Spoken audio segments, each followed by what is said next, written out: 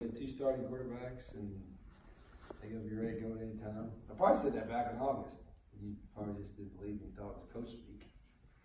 So it's not coach speak. It is we have. I've always said this. You know, if you got, we tell our players, if you're good enough to win with, no matter if there's 2 or 3 guys at that position, we feel you're good enough to win with, we'll play off. The hardest position to do that with is obviously quarterback, because you only play one at a time. But you know, they did a good job handling that, and we'll as long as they stay healthy, we'll keep trying to do that probably. Rich, John Rice thought after the game that swapping the quarterbacks on the same possessions kept Missouri on their heels a little bit. Did you sense greater rhythm and more fluidity in the offense when y'all were using the quarterbacks in that way? Not really. I mean, it was those guys. I told the guys beforehand to be ready before the game. Hey, be ready to do that. But I told them that the day before, the day before that, and the day before that in practice too. So, you know, to me, it wasn't as big a deal as maybe what some may make it out to be. Now, how it affected them, I mean, you'd have to ask them. I did have Barry's number, Odom. I don't know if I still got it, but you can pass by those guys if it affected them. I don't know if it did or not. You know, and by the way, they're pretty good. I didn't mention it. I think Barry's done a phenomenal job there. You know, Missouri's got a good football team. You know, he needs to be commended for what, you know, kind of team they have and how hard they play, the situation they're in. So, kudos to them. You've talked a lot about wanting both the quarterbacks to be able to do both things, not just having one be the runner, one be the. How do you guard against that when calling plays to not overly fit to strengths, but also trying to want to use their strengths? Yeah, I think you have to be conscious of that. Probably like with any position, you know, what do they do well? You know, whether, you know, certain coverages on defense or offense, what running back you use, you want to be conscious of, okay, these are, you know, they can run all the plays, but these are plays that they're best at. And we kind of have an idea with that, obviously, going into it. But as I told the quarterbacks way back in August, we need to have all quarterbacks to be able to run all the plays. With that in mind, knowing which ones that they can execute better. Because I always say this all the time, every day, with the offensive coaches, it's not necessarily the plays you call, it's the ones you can execute. And with the quarterbacks, you want to make sure you're calling plays that they can execute well. And fortunately, all the guys that we have are pretty good athletes, and they can execute all of them, but some, you know, they're better at than others. Coach, the disparity between Elijah with 44 catches and the rest of the receivers, how do you get more guys involved in that? Yeah, that's you know, one, we're trying to get Elijah involved. In the position he's played, he'll probably catch more balls. But we do have some guys that young guys, but guys that we feel can do some things and get more catches. And that's, we don't purposely try to do that. We just hope that they'll keep developing, and that'll probably even out a little bit. But Elijah's probably going to get the most just because, one, of who he is and the structure of the offense. It looked like there was a lot of offensive line rotation in the game. Where are you guys with that? Probably didn't. Actually, probably was not as much as we have been doing, and as much as Coach McNeil would like to do. I mean, normally we'll get Jaden Cunningham in more. We even talked about, you know, Bryce Ramsey getting in more, and then Bryce Matthews. So there's more guys that'll play. We need to get more guys. I think those guys, I don't know how many, 80-some snaps. So they've been getting a lot of reps, and they're probably a little bit, you know, for us, we like to rotate at least 8 in throughout the course of the game, and Coach McNeil's working hard to get more of a steady rotation. I didn't think the last game we had rotated nearly as much as we had the other games. When Matt came in at the end of the first half, he looked pretty sharp on that first drop, made a couple nice throws over the middle of the field. Were you impressed with him not really missing a beat, having not played in a game, and I guess that was almost 3 weeks? No, I kind of expected, because he in practice. Now, he missed, you know, the 1 week he was out, he missed practice all week, but he had practice. And if your guy can practice during the week, you think he can stay sharp. Obviously, game speed is different, but you know, I was really impressed mentally, because sometimes people worry about, well, if you're not been playing and you're on the sidelines, you know, are you engaged mentally? And he stayed engaged mentally even in the game he was out in Alabama. So I was impressed with that. Coach, that'd be rewarding to you to see Matt be the first one to congratulate John Rice, and John Rice the first one when they came off the field. I didn't even see that. They said that was happening on the sidelines, but Your thoughts on that?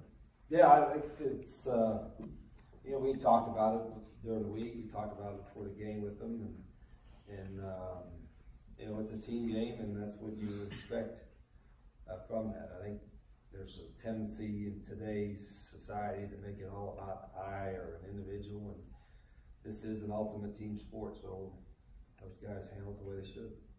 Coach, what do you see with Texas A&M's defense? I know maybe obviously Alabama threw them pretty well, but they threw a bunch of. Yeah, I mean, you got to look a little different with Tua and Alabama than those guys. I mean, they do that to everybody, but impressed with their athleticism. They play hard.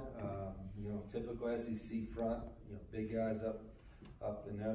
Their secondaries is probably as big. They got a 6'4" corner. They're very long and athletic, and they play really hard. I've known Jimbo. We're both from the same area in West Virginia, and, so we go back a long time, and I've always had great respect for him. He was in fact, he was my. This is dating ourselves here. My 1990 was that 30 years ago. He was my first quarterback coach at Glenville State College. I had him for about like 3 months. I paid him $1,500 for that. He makes that in a minute now. But, he's Jimbo's. You know, ever since I've known him, this has been way back in high school. He was a great player himself. I mean, phenomenal athlete, and knew he'd be a great coach. And he's one of the best there is, without question. So, you know, other than this week, I always root for him because I think he's special. Coach, over on your right. Going back to the quarterback thing, I'm not trying to beat that to death, but it was all John Rice, and then it was all Matt for a little while, and then you got into the play both of them. What triggered, or what was the? I don't know. What triggered it? It just kind of. What made that make sense to go to kind of rolling both of them in same drive? I kind of like what I was feeling, what we was going to call, I guess. I mean, there was really no rhyme and reason. I was like, okay, hey, this play John Rice is better at, and this play Matt's better at, and then this play they're both pretty good at, so kind of mixed that up. It wasn't really there was a conscious effort as far as what plays we were going to call, of course, with those guys, but I didn't want to limit myself or ourselves thinking that Matt's in there just throw passes and John's there just throw runs, and so I wasn't going to limit it to that, but it just it wasn't really a conscious effort of give him two, give him two, give him one, give him one. It was just like the flow of the game, what we're kind of trying to do. So it's not conventional, certainly. It's not the first time it's done. I know there's been teams, if you go back, that have used two quarterbacks interchangeably. I've done it before a little bit. But it does take guys, you know, with the right mindset, particularly in this day and age where people say you got to have one guy in there. And I told the guys, I'm not taking you in and out based on if you make a mistake, you're coming out, because I don't want them to play tentative. But at the same time, they got to be ready to roll at any time, and I think they were. Is it harder to call plays that way? I don't think not as much as you think. I think it's harder to go as fast as you want. Anytime you sub, you got to allow them to sub. So it slows your tempo down a little bit more at times, but I don't think it's that big a deal. Maybe a silly question, but you mentioned West Virginia, you and Jimbo and other guys like Saban. Yeah, anything about that state that? Well, yeah, Coach Saban and Coach Fisher and I are probably all from 15, 20 minutes away in the coal mining communities. And, you know, I just speaking for ourselves, you know, football and athletics was a big deal.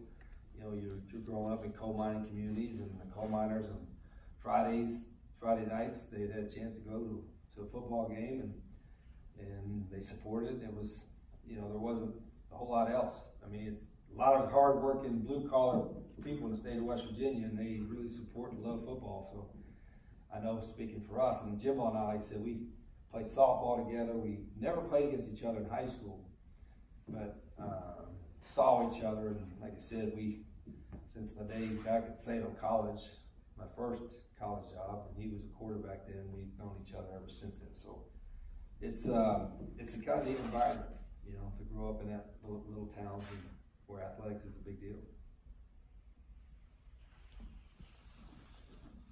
On the quarterbacks, Rich, is there, do they have a skill set that you would want them on the field together at the same time?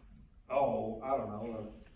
They probably could. You know, the difference, you know, you'd have to take one of your other skilled players out and one of your running backs, and we're pretty good at running back. You know, we're trying to play at least 3 or 4 of those guys, so that's part of our mindset is we want to make sure Scotty and Snoop and Jerry and all get certain touches too.